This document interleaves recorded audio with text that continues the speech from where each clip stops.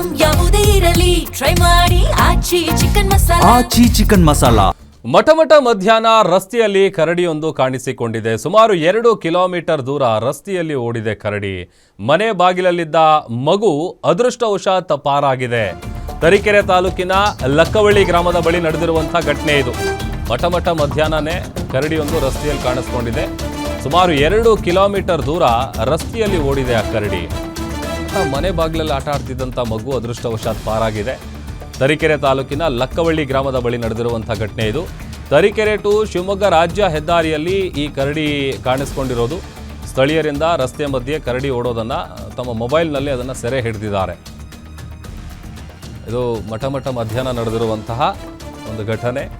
ಕರಡಿ ಕಾಣಿಸ್ಕೊಂಡಿದೆ. ಸುಮಾರು 2 ಕಿಲೋಮೀಟರ್ ದೂರ ಕರಡಿ ಓಡಿದೆ. ಅಲ್ಲಿದ್ದಂಥವರು ಅದನ್ನು ತಮ್ಮ ಮೊಬೈಲ್ನಲ್ಲಿ ಸೆರೆ ಹಿಡಿದಿದ್ದಾರೆ. ಅದೇ ದೃಶ್ಯ ನೋಡ್ತಾ ಇದ್ದೀವಿ ನೋಡಿ.